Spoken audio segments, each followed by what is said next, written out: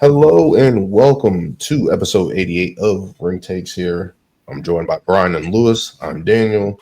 Let's get into it. We're looking ahead to Saturday night's main event this weekend, which is happening on Saturday at 8 p.m. on Peacock.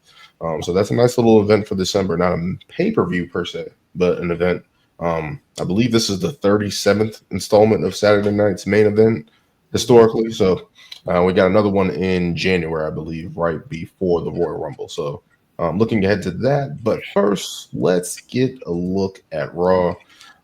This past Monday, a lot of interesting things happening, a lot of storyline developments. Let's get into it, obviously, with the start of the show, with Gunther, Damian Priest getting taken out by the Judgment Day and Finn Balor. How do you guys feel about that whole interaction with Damian and Gunther kind of coexisting for a little bit there, but then Finn actually getting the upper hand and posing with the tag titles and the world title? What do you guys make of that whole mix-up, which is now going to be a triple threat at Saturday night's main event for the world title? I mean, I initially thought that they should have went in this direction. Initially, I felt that once Finn got involved and cost Damian, that a triple threat was the reasonable way to go for Saturday night's main event. So yep. So it's actually very good that they're going in that direction. Finn Balor's role in this whole feud. I kind of hoped that he would be like presented in a strong manner, matching up with the because compared to both Gunther and Priest, that size wise, they already have their intimidating presence, and you already know that Finn is obviously tremendous wrestler, demon and everything that comes along with him. That I just wanted him to stand out in this feud. And I think we definitely got that on Monday Night Raw with kind of him standing on, kind of finishing on top in a sense. So kind of like the direction that the story is going in. For Priest's sake, I just kind of want him to get out against the Judgment Day in its entirety. And even though you guys are hoping and wishing for the appearance of Bad Bunny to come into Damian Priest's side, I'm just over it at this point. I just want Priest to move on to another feud, go or just go after Gunther again. I just want Priest to get away from the Judgment Day at this point, but I am looking forward to the triple threat at Saturday night main event. I'm looking at this here. I kind of wanted Finn Balor to get that singles matchup against Gunther. I thought that would have been a great match, and especially a way to showcase Finn Balor standing up tall and showing his rank in the pecking order here. I thought it would have been a good showcase for him, especially to get that, because he hasn't had that in a little while. But ultimately, the triple threat, I'm not mad at it. Obviously, Damian's going to get involved in this. He was the last one to face Gunther. Finn Balor has broken up both those matches. What was it at SummerSlam and then Bash, Survivor Series. So looking at that, obviously they're all intertwined, and now people are looking at Gunther. There's rumblings of him becoming a baby face and all this, and I'm like, we got to stop using the Judgment Day to do that. I think it can organically happen with just Gunther, with his promos and what he's been doing over the past year. But it's just interesting. I just wanted Finn Balor to get that showcase, and especially on Saturday night main event, where it's not a main event pay-per-view, but it's a showcase. It's a PLE. Well, not a PLE, but it has a historic value of Saturday night's main event, just in history. I think the last one was in 2008. A lot of big things happen on these shows, so I thought it would have just been a good showcase for Finn. But I'm not mad at it. At least he got to stand tall with the belt and got to see how that looks like. So we'll see if that's foreshadowing what happens on Saturday or not. Yeah, I think this matchup is, it's a good way to go at it, just storyline wise. I mean, I think we're all kind of in the same boat. We kind of want Damien to get away from the damn Judgment Day. I've been obviously advocating that I want the Judgment Day to be over at this point because it's just. I think we all do. I think we all do. Of course, Yeah. it's not doing what it used to do, and I think Damien is definitely It's been like 4 years, 5 years. Honestly, it feels like. I mean, it's crazy that this all started with Edge too, and like he's gone and in another. Yeah, it's been a good 3 years now. Yeah, he started that. That was after the WrestleMania in Dallas, and that was 38. So that was like 2022, I think. Yeah, so they've been a group now. Well, yeah, we're going on. We're coming up on 3 years now. So yeah, so and they've had their evolution and everything. I mean, it definitely made bigger stars out of Rhea, Damien, Dominic. Yeah, for sure, Dominic. Definitely the biggest star right there. Mr. Xbox Heat. Basically. Top superstar on ESPN's top 25 under 25. Hey, he's putting in that work, right? But yeah, I think it was last week where Finn kind of dropped all the coup de graces on Gunther. I think that was definitely a good highlight. And then this most definitely. Same thing to Damien is definitely putting him in a better position. I don't know. We could get a huge swerve. It is a triple threat.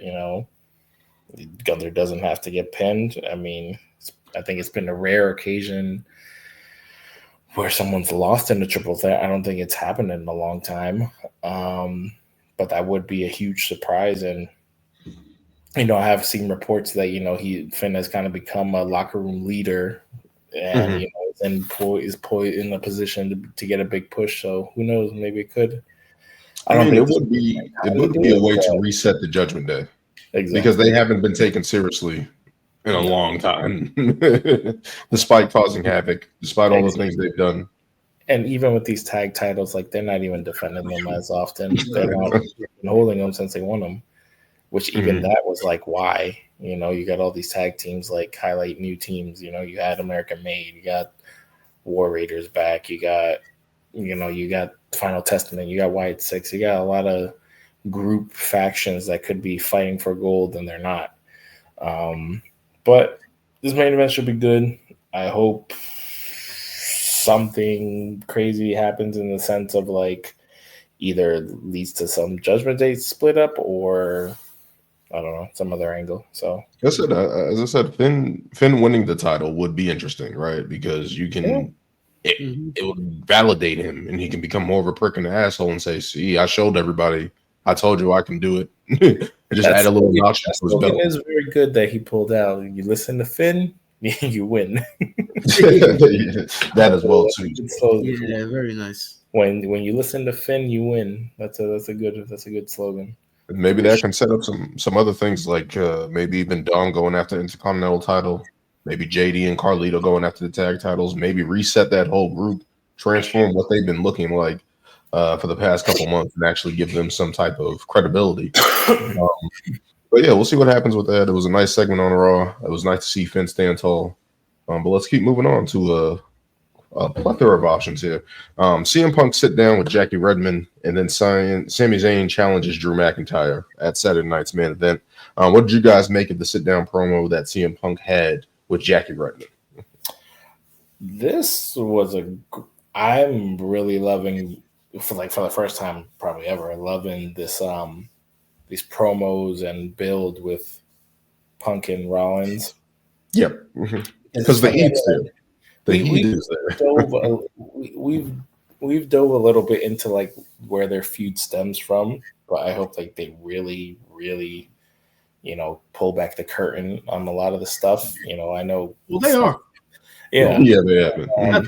That's happening. Exactly. And it makes me to burden the question because I'm like, at least,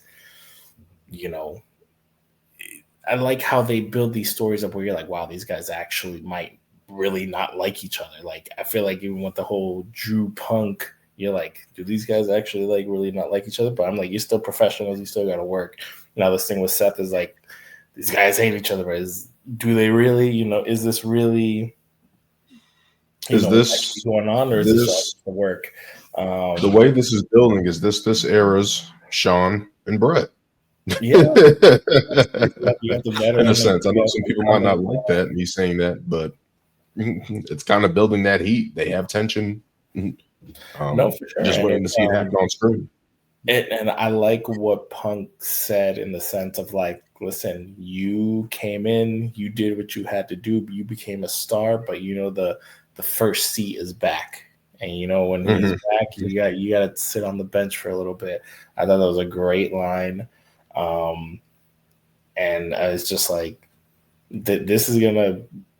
I like how they've been picking at stuff because Rollins has already touched on why he hates Punk. He was like, yeah, he was his mentor, and then once he left, he just kind of dipped on him, and then he touched on that this week as well. But he's already mentioned that yeah, you left, but you try to bring WWE down as much as you could, saying they're this, they're that, which is a true. lot of negative stuff. Which is very true. Exactly. He was in a place where he wasn't supposed to be successful, and he was. He literally lived up to that moniker of the voice of the voiceless. Maybe at times there was some ego stuff there as well, but he did what he had to do. So yeah, and Rollins hasn't shown ego. Rollins hasn't showed ego in his persona. No, for sure. But I mean, you guys can attest that there's a difference between Punk back in the day to the Punk now. How many people said that he probably was never? And we all kind of didn't even believe that he would ever come back to WWE. I definitely didn't believe it. I didn't believe it either. I wanted it to happen at some point, but the fact that so much time passed by, he's still hearing Punk chants like he's never coming back. Well, it got closer to when he was coming back. I was the one saying that Punk can come back. If the money's right, Vince is gone. Like, I think that was. I'm gonna be with you guys here. I did not think he was coming back. Like, I thought it was dead. I thought things were gonna be golden in AEW. He was gonna be able to do his own thing. And then all the backstage politics that he kind of left WWE for was happening over there. Yeah, you don't want me to get into that. It's a longer conversation there. Yeah, exactly. I'm just saying the whatever episode of AEW was where they aired that footage. I think that's their second highest rated episode of Dynamite this year. I'm gonna just leave it at that. Rough. But no, I like the sit down interview because it gave Punk a little, and we haven't seen that in a little while, right? The sit down backstage interview. They haven't done that in a long time, so hopefully they continue to bring those elements back. Maybe even promos before the matches and stuff like that. I think they should bring back. But I thought it was a good segue. Like, Punk was basically like, "Yo, I was your mentor. I taught you for free, and now you're ungrateful. You're an ungrateful punk." Ironically, and just like, yo, it's my time now. I know you've ascended and done great things here, but it's like, it's my time again. And Punk trying to reclaim this glory that's basically been his story since he's come back. They did allude to what was the favor for Paul Heyman, which is going to be interesting. I think that's a nice little nugget of when is that going to happen? When is that going to play up? We'll see what happens, because it's like Roman's not the champ now, so what is that favor? You know what I mean? Like, what's the favor could possibly be? And that's where it's just open-ended, and it's going to be interesting to see how that plays down the line. What did you think about the interview, Brian? I pretty much agree with the both of you. I mean, I love these little nuggets that both of them have thrown out. With Punk mentioning how he was Seth Rollins as a mentor, and I can actually remember when Punk went on Colt Cabana's podcast, and he had talked about how the original, from his recollection, the original idea of the Shield was going to be, I think it was going to be Seth Rollins, Dean Ambrose, and it was going to be Chris Hero. Yeah. So, and he had talked about how how he had seen Seth Rollins in NXT and saw like he had a lot of upside. Tyler Black. Yeah. He was Tyler Black. Yeah, and Ring of Honor. And if you look at both of their careers both literally mirror one another. I think I saw a photo today. Literally, they have done everything as far as the only thing they have Punk hasn't done is just main event WrestleMania, which Rollins alluded to. But the interview, but the interview, itself, like Lewis said, I loved how he mentioned that, I was gone, but now the first stringer is back, so it's time for the second stringer to go back to the bench, which I thought was hilarious.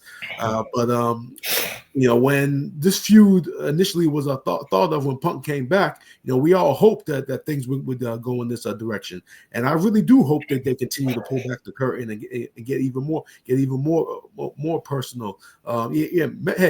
Hey, if you can, mention the doctor lawsuit with CM Punk. I mean, get that deep, get that personal. Do what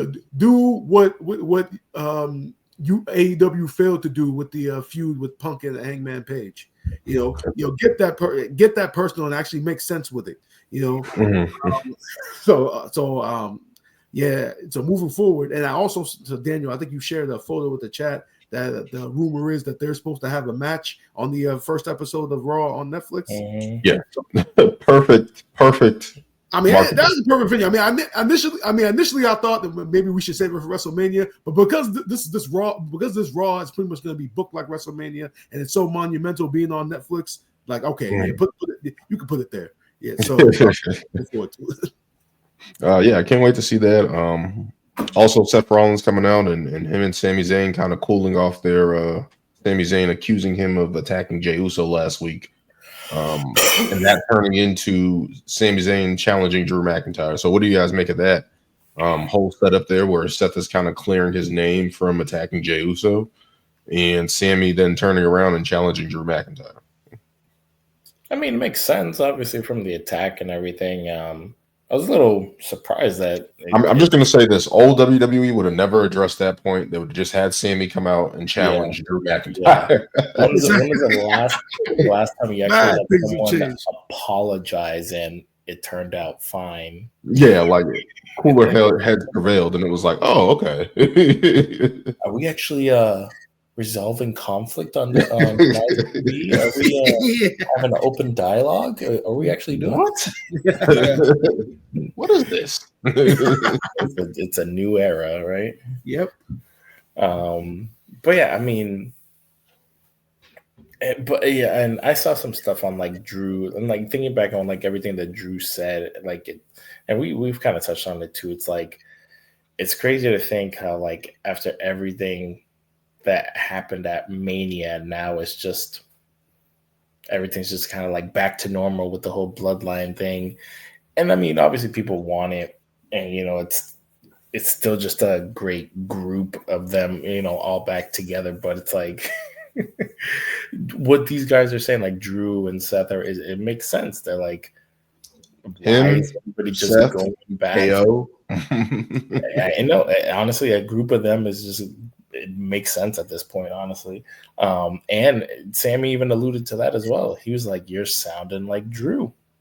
And, I thought that was a kind of a cool thing to hint at right there, because I can honestly see them working together at this point, because they're like, how is everybody just forgiving Roman? How is everybody just back on his side because he's not in charge anymore? And the crazy thing is like they're making it seem like, makes sense. Solo is so terrible and horrible. It's like, what has he really done? Does he have the title? Has he ran? Now he's probably, they're like attacking more probably after like War Games. But before that, they weren't, they're not destroying or saying they're running, SmackDown and everything. It's just like they're here. So. But with the whole Sami thing, it makes sense. Obviously, after the attack last week, I forgot that match is actually going to happen at Saturday night's main event as well. I don't know what's going to be the result of it. I don't know if it's actually going to lead to anything. Or is this just Drew kind of, could he get sent to SmackDown and wants to take the whole bloodline out by himself? I don't know. See, Lewis, and that's exactly where I was gonna go with my point, because I kind of want Drew to go over to SmackDown now, because after the feud with CM Punk, and obviously like you said, it does make sense for Sami Zayn to tell Seth Rollins, you sound like Drew McIntyre, but I kind of don't want Drew to kind of like go backwards in a sense, and that's why when this match was initially announced, it's like, okay, I hope he goes over, and that's the end of it, and then somehow we can find a new direction for him, because that feud he had with CM Punk, everything, his character work, his mic work, his social media work, everything that he put into that feud was almost damn near perfect. And I don't want to ruin that moment by essentially going backwards. Now he's going after Jay again. Now he's going after Sammy again. And it's just like, let's just send them over. Let's just send them over to SmackDown. Not necessary. I mean, he kind of still would be in the going against the bloodline, but at least just like having feud with Roman. You can't escape him. Well, at least have him go after Roman straight up, not Jay or Sammy for that matter. Just like, I mean, I think it just needs like a fresh scenery, or hell, I think Cody needs another challenger. If you want something to SmackDown to have him be Cody's #1 challenger right now, that would be good to see. Yeah, that would be good. Yes, I just don't want Drew moving backwards. And that's one question I have. I know we just had War Games, so obviously the original bloodline was back together for that. But is because of all this, are they like together in the sense of how Solo's bloodline's all together? So now is Sammy and Jay gonna be on SmackDown? Like, they haven't really addressed, like, oh, well, Sammy and Jay are on Raw. Are they staying there? Does that mean Solo's back to being by himself? I mean, Roman is back to being by himself, I don't know, but you still see the trails of the bloodline, right? Because whatchamacallit, Sami Zayn's still wearing the Yeet shirt in red and stuff like that. So there's still solidarity there. So I'm pretty sure we're going to get some type of resolution behind all that. So hopefully sooner than later. But as for Drew McIntyre, it's like he did say in his promo on Raw that, hey, I'm taking out Sami Zayn, I'm taking out Jey Uso. So I think that's the next course of action for him. Like, once he takes out Sammy, he's going to go after Jay. I mean, that's a program that Jim and Jay can have. Again, didn't they fight before? Who? I can't remember. Jay and Drew. Yeah, they have. They fought a couple. Yeah, so I think that might be refueled, reignited. When Jay got traded to Raw, he was just like, "Oh, we got unfinished." Yep. So I think they might be trying to open that up again, and maybe there's more meat on the bone there. But hopefully, it's a way for Drew to reestablish himself and get over. Heading into the Rumble, maybe he's going to be one of the strong favorites heading into the Rumble. So we'll see with that. But I just like the fact that we're actually getting interviews, getting actual promos that's actually leading to something. So we know CM Punk is eventually going to fight Seth Rollins. That just needs to happen, right? Yeah. We know that Sammy's actually addressing Drew McIntyre on his return. So we're at least getting some results here that's actually turning into storylines and developing and actually getting some week-to-week basis. So that's nice to see. Can't wait to see what happens on Saturday Night Main Event. Let's keep moving on. The New Day Heat. I have not seen. We thought Dominic Mysterio was the only one that could get booed out the building. I know I wasn't on board with this, but the fact that they came out and got booed the way they did was tremendous. I believe Monday Night Raw was in Wichita, Kansas. Right? Okay. Now, obviously, that's not like a major market or anything. I mean, I think it's just. I don't know how to describe the people of Kansas or their fans or how it is over there, but obviously it's not as big time as like New York, Chicago, or Boston, Philly, and those crowds. So if that crowd reacted to them in that manner, this is gonna work. Because now Every crowd now is going to try to duplicate what they saw on Raw right now, especially when they get to those cities that I named.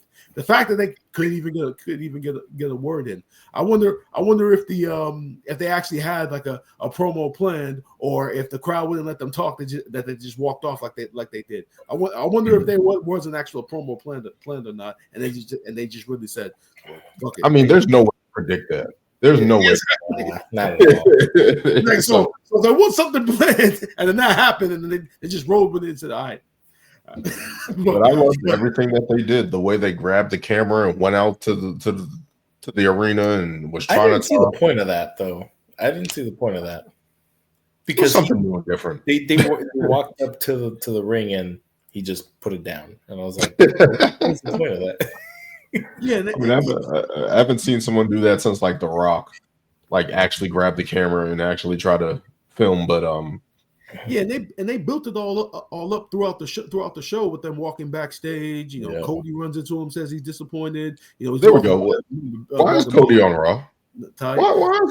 I mean, Gunther was on SmackDown. Like, what's going on? What's going on there? The transfer. Maybe they're trading. They're either trading champions.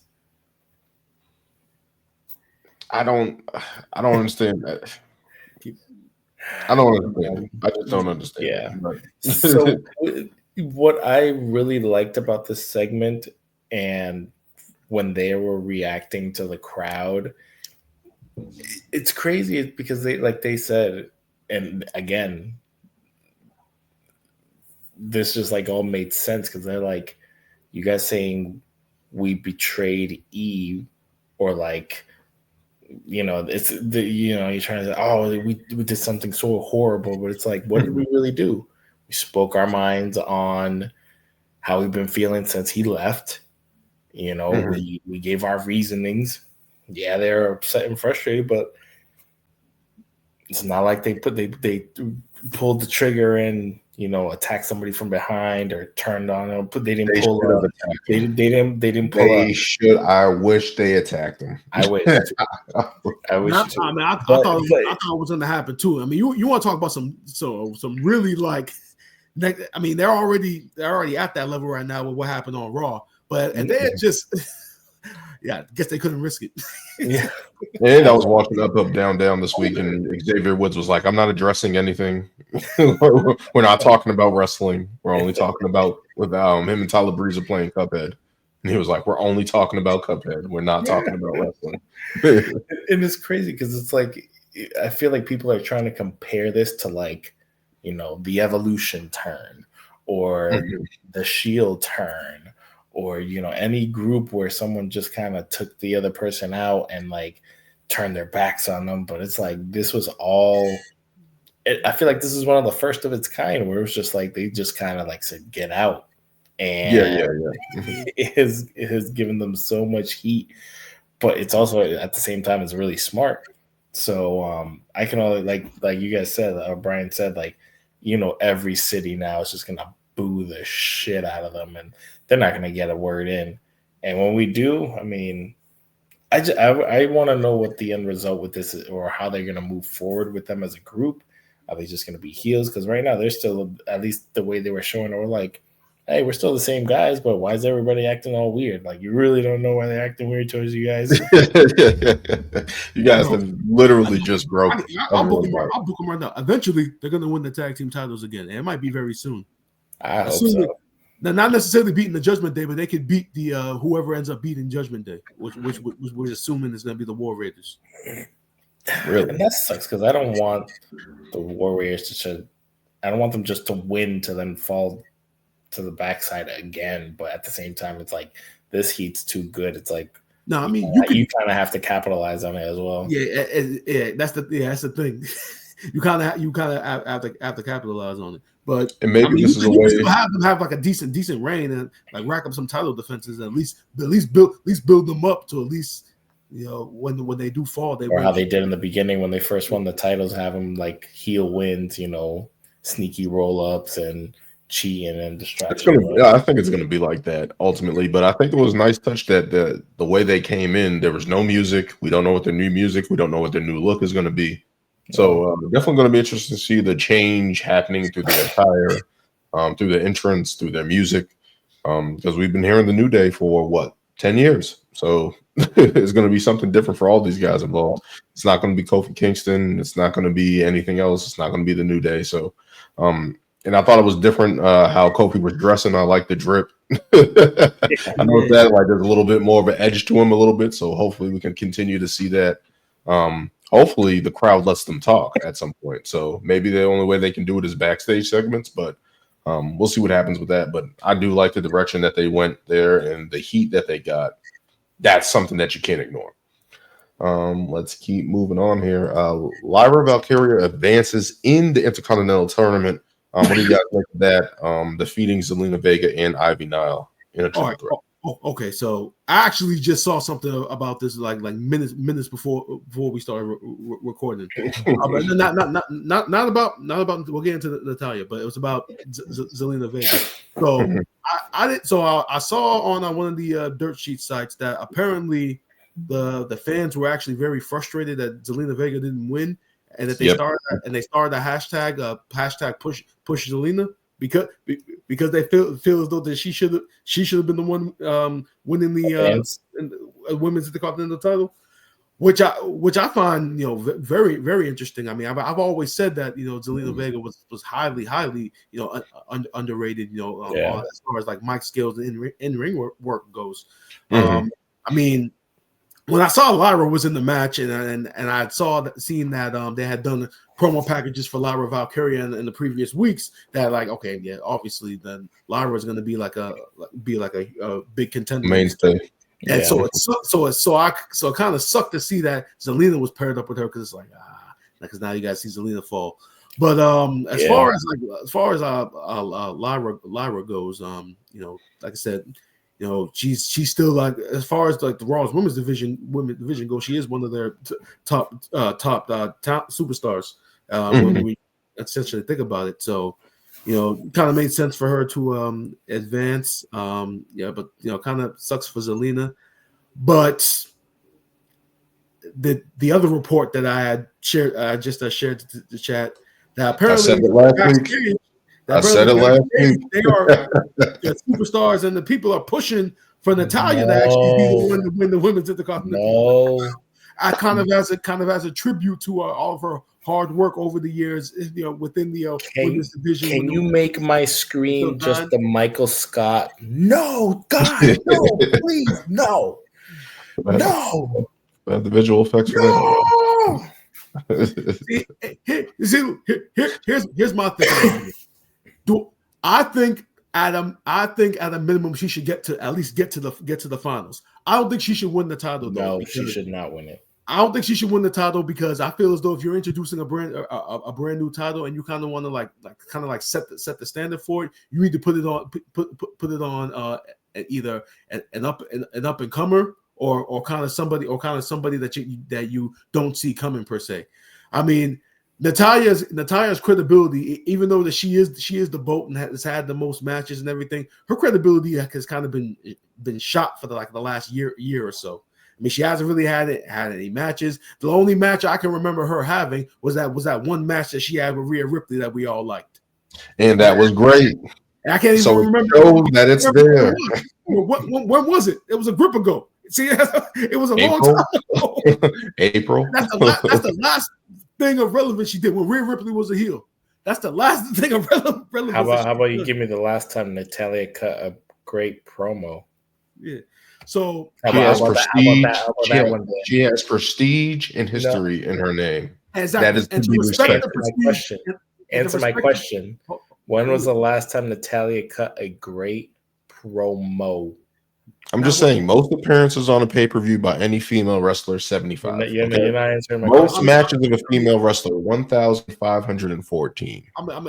Most wins by a female wrestler, 600. That never really was the family strength when you think about it. That is true. That is very true. Anvil didn't talk. I think all he did was just scream. Bret Hart wasn't the best on the mic. It wasn't the best on the mic at all. I mean, Owen Hart was. I think he was good. He was okay. And I think the rest of their family members are people I can't think of, but Mike's being charisma and being on the mic, that never really was their strength. Yeah. In ring was their look at how get over and look at how much she has evolved over the years. She went from hat to cat ears to whatever the hell she wears now. Just get the hate out your heart, Lewis. That's all I'm saying. No, Respect, because you put her on this legends. pedestal. I will never say this. Natalya is not a great wrestler. Yes, she is. But the fact that people want her to win this title when she's had championships, she's had her time. She's won the women's tag titles. You cannot just slap on new titles on her because she's already had titles. Like you got to give this to the up and comers or people like the Zelinas or the you got the Mi Chins, you got the So why do you want AJ Styles to have one more run? Why do you want Randy Orton to have AJ has had like 3 titles. But Natalya can't get a run. Why does she need another one? The other ones were unmemorable. Why would we want another unmemorable run? But then you see his thinking. His thinking is the reason why I don't want her being the Continental Champion. Because say she does win. I mean, based on carry it into WrestleMania. You would expect her to lose. She's not even on TV on a regular basis right now. Now you're going to put her on TV every week. On TV on a regular basis. Here's the thing: she's been booked so poorly. You wouldn't believe if she defended the title. So in the women's division, has Katana Chance been on TV all the time? No. Has Shayna Baszler been on TV all the time? No. You don't even start with your whole tag team division. Like I was saying, those two shouldn't even be in these qualifying matches because, like I said, they're a tag team. So if you want to get legit, you could have pulled 2 more women. I mean, you got this transfer window going on. You mean you could have pulled 2 women for NXT to throw them in the spot? Like, I mean, like I said, those two shouldn't even be there. But like I said, as far as prestige and history goes, at least having Natalya get to the finals and then have her lose. Yeah, and then kick her out and she's got to win. She got to win with the sharpshooter. No, you're such a you got to the sharpshooter anymore. I'm just going to predict it now. She's going to win and carry it into WrestleMania. Well, she would drop it to up and comer. When's the last time Natalya won 2 matches in a row, though? What am I going to go to cagematch.com and look up a record? But you can't think of an answer though, right? Since everyone wants to have laughs, you guys carry it on. Hold on, let me see if I can find this. Can't believe we're gonna call her the boat, but she can't cut a damn promo. Come on now.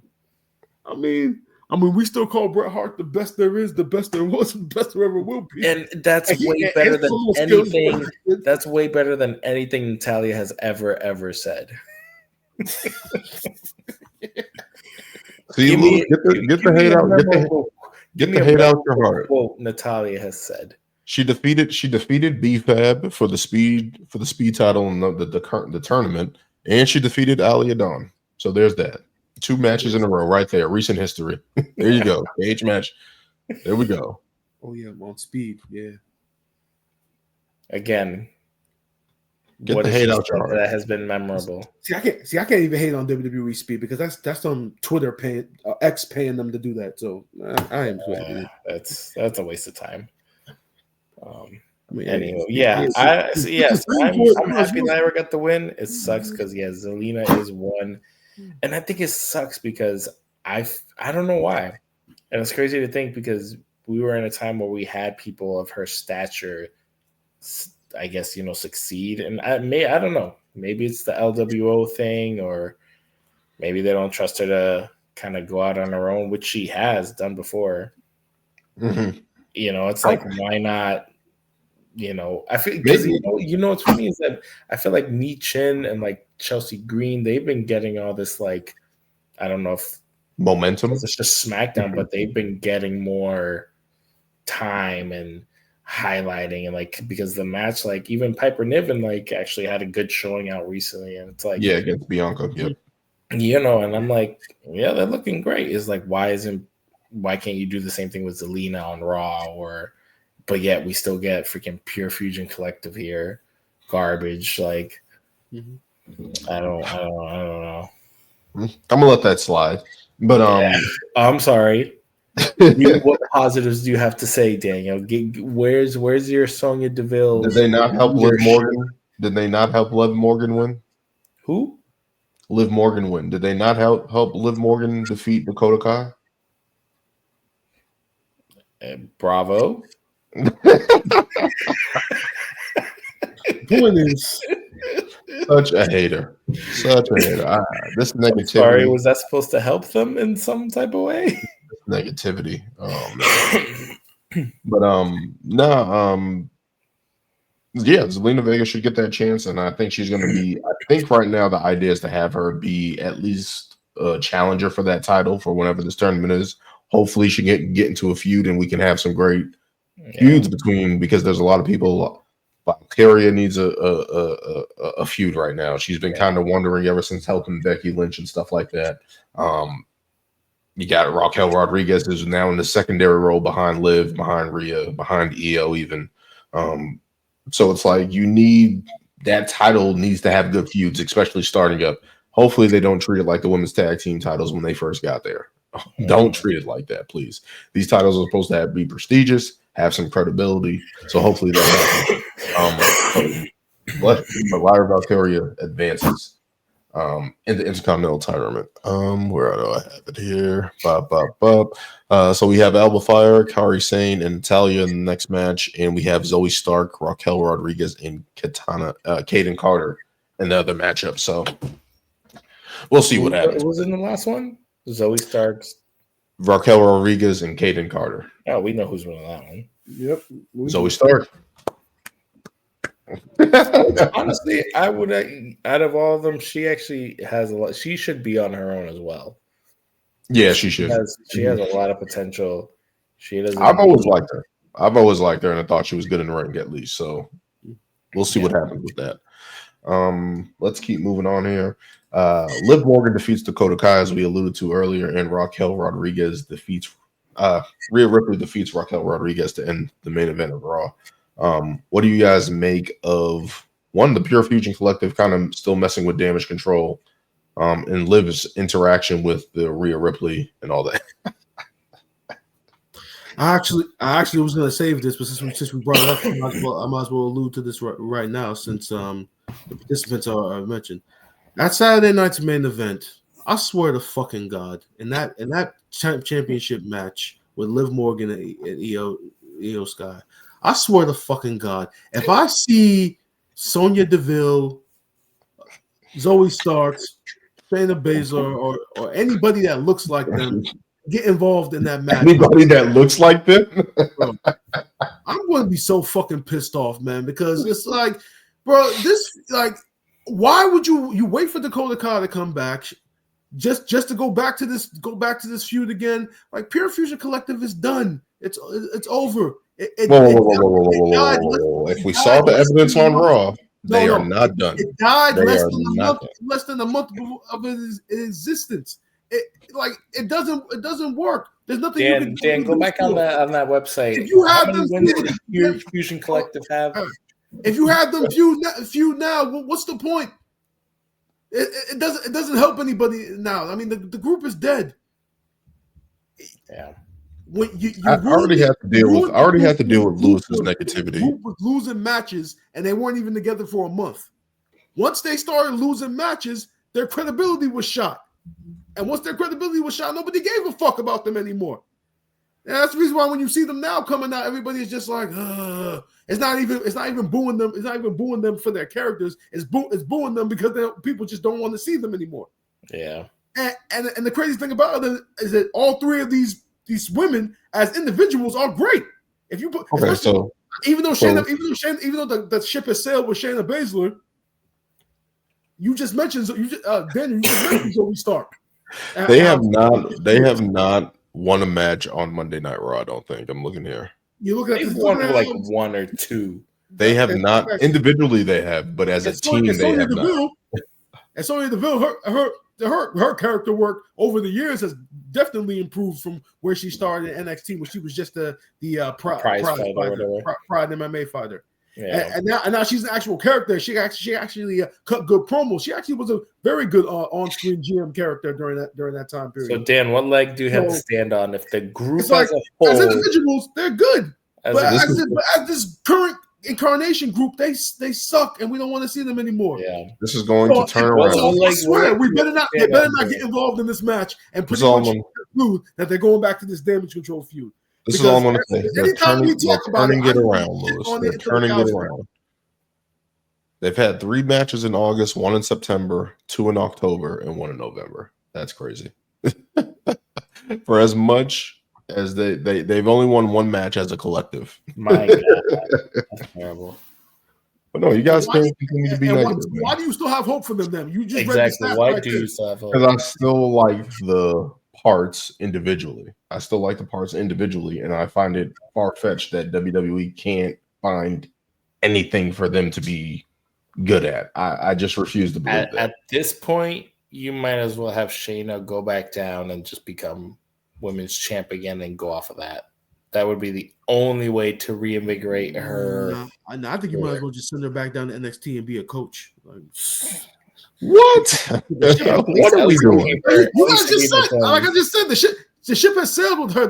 There's nothing more you can do with Shayna Baszler anymore. We've all hoped and prayed that she could get back to that level that she was in NXT, but it's completely done. The ship has sailed. There's nothing that can be done to help her anymore. If you ever go back down to NXT and have her be the Queen of Spades again, still won't work because too much time has passed. It could. I think too much has happened. Too much has passed. She's not as legit anymore. Yeah. I mean, she still has the MMA victory over Ronda Rousey, even though that match. God, don't even bring that up. We had such high hopes for that. We had like this was going to rocket. We had high hopes for that. No. I'm saying that we thought the trajectory of Shayna Baszler was going to be tremendously different after that. And the match was a dud. And Jesus Christ. That was a terrible farewell match. Jesus. And then she tried to do some indie stuff. So we'll see if she ever pops up again. But yeah, just get the hate out your heart, guys. I'm tired of this negativity. Let's continue. Sorry to cut you off, Danny. And to mention the Rhea Ripley and Raquel Rodriguez match. I don't know about you guys, but you guys feel like that main event was like rushed? Kind of felt rushed to me. Like it was an anything goes match, and with the commercial breaks and everything in the last couple of minutes, I don't know. It just felt like it was kind of just rushed, and probably we only saw maybe a good 5 to 6 minutes of action in it. I just felt for these two, a match like that probably deserved a lot more time. Yeah. I just felt like they literally, it was maybe, like I said, like 6 minutes, pretty much like 6 minutes of action, and then you throw in the commercial breaks and everything, and the entrances and everything. And I just felt like these two women, they've had even more serious matches. I think they had a last woman standing match in NXT. So I remember how aggressive they can get. So I just felt like the match was a little. It was rushed. 8 minutes. It was only 8 minutes. For these two, you gotta give them at least 15. Yeah. It was just rushed. All the promos. The TV match still, like the feud between Rhea and Liv is at that point right now, and obviously Raquel being Liv's heater, like you could have given them 15. I know it's a TV match, but I'm sorry, but I did like I did like Io and Rhea holding the title at the end of the show. I thought that was good. They had a banger. What was that? Backlash? Was that Puerto Rico? I was in Puerto Rico a couple years, 2 years ago. Oh no, Puerto Rico. That was Zelina and Zelina. Oh yeah. Shit. But who did have Io and Rhea faced each other 1-on-1? Was that France? Nah. I don't think. I mean, I'm pretty sure they faced 1-on-1, but can't remember if they actually have. I don't know if it was a title match. They had. Or maybe when at some point during Rhea's title reign when she was a heel, maybe they went at it at least once. I could have swore was at a PLE. I think Damage Control has been on SmackDown the whole time, though. Oh yeah. You're right. Yeah, because they've been with Bailey. They were with Bailey and everything. It was recent. Why can't I remember? I'm having a brain fart. That was Zelina Vega. Was it Naya? Or was it Io versus Naya? No. Damn it. I know they were in a triple threat match with Charlotte in NXT. I remember that. God damn it. Why can't I remember? I'm sorry to slow down, but I know they faced each other. God damn it. Maybe it was in early on. Was it in NXT during the They pandemic? did fight in NXT. They did.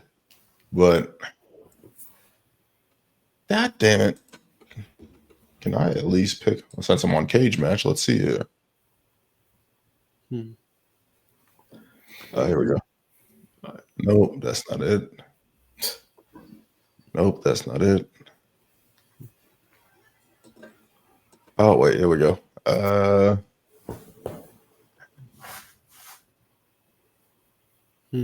damn it. Here we go. Well, no, she faced EO somewhere, right? You sure it was? You sure it was? You said it was recent? Nah, she didn't. Nope. Oh, nope. so they've never faced 1-on-1. In NXT, yes, they did. Oh, so in NXT, okay. So and I think they had a match on Raw. Yeah, I know that they had to have had at least one match on Raw. Maybe it ended in a no contest or something, but I know there was at least maybe one match.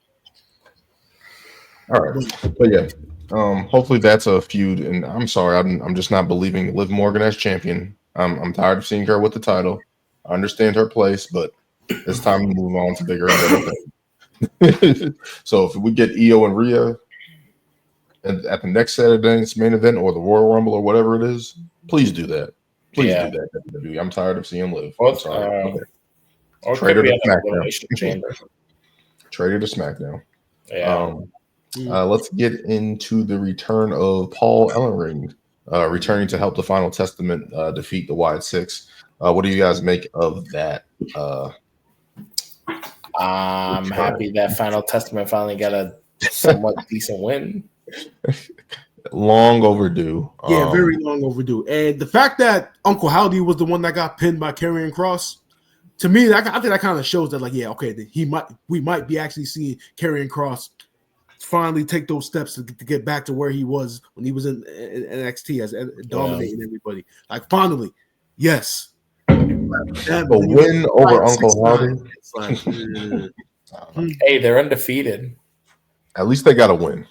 That's what I'm saying. At least they got a win and actually try to add some credibility. And but I think people now are really starting to sour on the Wyatt Six now. You think? They're still getting pops. They're still getting reactions. Like throughout social media, like a lot of fans are just saying that, like, oh, Uncle Howdy got pinned. So if he gets pinned, should we be taking the group as serious now? Why it should have been somebody else? Oh my God! One loss does not destroy. Yes, it does. Hey, they've had wins at least. Yeah, they have. They've had wins. They've I just don't believe in it. And I know some people are alluding to that Paul Ellering is back. It's like, who are they going to add on the Wyatt Six side? That's what people are trying to say online and stuff like that. Like, they should add somebody else. The thing is that they don't really have they're just feuding with these bigger groups. You feuded with American Made because they had enough people, and you're feuding with Karrion Kross because they have enough people. It's like, unless the group is that big, it seems like that. I just don't know anybody else. I just don't feel like with the group anybody's good enough right now to stand out on their own, and I think that's why they're having them. They're just directionless. Like, let's say if they set their sights on the title, you're gonna have. I'm just gonna interrupt you. You're gonna have Uncle Howdy fight Gunther. Why not? No. No. So that's not what I'm saying. I'm saying it's like if they made them into a group, like, I don't know why they don't do this anymore. Where I feel like the last time they did was just the Bloodline. It's like, why do you have these giant factions and don't have them like become Causing these strong havoc. figures and be like, hey, we're coming after the title. Hence why I said they should have been heels. It would have made more sense. Them as baby faces doesn't really do anything because they're supposed to be like the lovable ode to Bray and doing justice in WWE the right way. We had those killer promos. But it's how do you present that? How do you present heels when that's what this group is, you know? The Fiend was a heel. That's my thing. It's a giant conundrum. It's like, how do you? So you have to have them be like the anti-heroes, basically. I don't know. I'm just. I don't know. I don't know what's going on. It's literally just a direct, like a booking issue at this point. It's just like, what are you gonna do with them? I feel like a lot of stuff is like that, but hopefully they get on the right track because WWE is doing some things with their more bigger storylines. It's like there should be something for the mid card and the lower card as well. So hopefully they're able to find some balance soon with it going to Netflix having 3 hours. Yeah, I think that's also it too. Yeah, that's also it's cutting into a lot of people's time where not everybody can be on the show. So when we do get them, we're like, what are they doing? It's like, well, there isn't enough time to actually do more, you know. So hopefully we'll see. Let's keep moving on here. Let's look ahead to Saturday night's main event. Couple matches on the card, 5 on the card so far. We'll see if we get any more additions on from SmackDown. But right now they have Liv Morgan versus Io Sky for the World Heavyweight Championship. What do you guys make of this? Is there a chance? And maybe Brian's nightmare if the Pure Fusion Collective come in and help Liv Morgan retain. So what are you guys' thoughts on that? Better not happen. Better not happen, man. I'll take Raquel Rodriguez getting involved. That makes sense. That did not happen, man. Please. It's happening. I'm just saying. Raquel's going to come out. The Pure Fusion Judgment Collective. Yo, get the fuck out of here, man. Maybe Liv Morgan departs from the Judgment Day and starts a group with the Pure Fusion Collective. And keep in mind, I was a huge supporter of this group when they debuted. I'm actually embarrassed that there's actually fucking footage of me supporting this group. I don't remember what episode it was, but there's actually footage of me after when they debuted of me supporting this group and putting. Why are you so negative? And what did I say from day one? Because you're a hater. No, I was right. I was 100,000%. What I thought the group was going to be was Shayna. I thought it was going to be Shayna and Zoe in the tag team, and Sonya Deville as the mouthpiece, and that didn't happen. And they've put this group together, and they just been floundering around. And again, maybe it's the 2-hour thing, but it's just like I don't know what the booking is. I don't know what they're doing, but if they come out and help Liv Morgan, I know Brian's going to be pissed, but I think Liv Morgan's going to retain for now. Yeah, Liv's going to retain for now. It'll be a great matchup. When Io should be champion. I think Io has had a great run. I think she's been great. She should be champion. That's just how I feel. Yeah, talk about, did they only make Io number 1 contender because Rhea got hurt and they probably thought Rhea was going to be out a lot later? Or do you think they booked it thinking like, yeah, Rhea's going to be back? They probably had Rhea winning the title back and, probably have her be her first challenger or something. Because she got the broken orbital socket. Yeah. And I think she was out for like, a couple of weeks or whatever. And then she came back during the War Games build. So I wonder if like that was all just story that was planned. Or if like obviously she was actually hurt, but they knew like, okay, she can still do this. She can still do this match, or it'll be like a quick. Stop headbutting people. She's still doing the headbutt now without the mask on. So we'll see what happens. But I mean, I think Io should be champion. She's been having run its course. It's over. I'm tired of seeing her trying to outwit Rhea Ripley and stuff like that. Like it should have ended at War Games. I don't want it to continue. Yeah. We should have something different. We should have something different. Let's keep moving on to the next match. We got Sami Zayn versus Drew McIntyre. What do you guys think about that? Obviously, we've already stated that we believe Drew's going to win. He should win. There should be no question about that. He should win. And Sami Zayn just keeps taking these random L's. Keeps losing. He keeps losing. He's becoming Drew McIntyre. I'm gonna be honest with you. As far as Sami Zayn goes, I'm not gonna really care about anything Sami Zayn does until he feuds with Kevin Owens again. Yes, because that's coming. Because Kevin Owens alluded to it in that interview he did with Michael Cole. Like I'm gonna get to Sami Zayn at some point. Like he alluded to it, so they're going back to it. So I'll care when that happens. No, for real. Like that's where I'm at. Let's continue moving on. We have the final for the WWE Women's United States Championship. Either Bayley or Chelsea Green versus Meechim or Tiffany Stratton. It's looking like a Bayley Tiffany Stratton type of. See, I would love for Chelsea Green to get that win. I want Chelsea Green or Meechim to win this title. Yeah. Mm-hmm. See, this is not what this women's mid-card title should be for. You don't like the fact that we're predicting that you're gonna get obviously Bayley and then Tiffany Stratton, obviously because they're the bigger stars.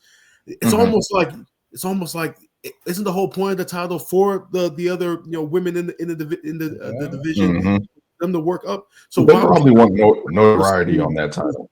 That's probably what it is. They probably want notoriety on that title. So it could be Tiffany Stratton. I understand that, but it's just that you want to show like the depth of your division. So that's how you show the depth, by putting on one of those other people. Yeah, because you got to let them highlight their skills. And I mean, like I said, Meech and Chelsea, they've been killing it. Even the fact that they had a dumpster match still made it so entertaining and like. And Michael Cole's still saying he can smell Chelsea Green. I mean, even look at the spots Chelsea has had before that. Look at the spots she's had before that with Money in the Bank and all these the splashes with Piper Niven. You get splashed every time. I would really like for Meechim to pick up that upset and get that title because she's kind of been underutilized. I love what she did in NXT. I remember when she was in TNA, so I would love for her to get that nod there. But we'll see what happens. That's still going to be decided on SmackDown. We'll see the final part of that. Next, we have Gunther, Finn Balor, and Damian Priest. I would love for Gunther to retain. I would love for Finn Balor to win. But I think it's going to be Gunther again. I think Gunther finds a way to win and pull that out. Gunther must remain champion until Brock Lesnar comes back.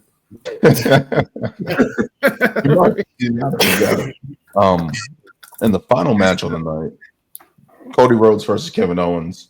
I'm pretty sure we all think it's going to end in some smalls, or Cody Rhodes gets the win. No, let's go KO. Actually, what? No, hear me out. I'm gonna make it simple. Because of Kevin Owens' heel work lately, it wouldn't be surprising if he somehow walked out with the title. Now, I've said before. You want to know what they can? Do you want to know what they should do? Like I've said before. Hold on. As far as Cody's title reign goes, I've always said the title's not in jeopardy unless he's facing Roman, Rock, or Randy Orton. All right. So, but looking at the way this feud has been going, would it be surprising if if Kevin Owens were to win the title? Because think about it. How like after this match, where do you guys think this feud is going? The Royal Rumble, where Kevin Owens will challenge for the championship 5 years in a row. This is not against Roman again. Match five, and it's not even a series. I think Roman's won every match. Literally every match. Literally. Oh, let me look that up. Oh no, KO won one of them. Did he? Technically, he did. With the one when Chris Jericho was in the shark cage. That one. So Kevin Owens won that one. So he's what 1 in 5. On that one, I definitely don't see Cody losing. That I think, they've had a little bit of build up, but it hasn't been overexposed enough for me to seriously believe that Cody would lose the title. So, yeah, I see Cody still retaining that belt.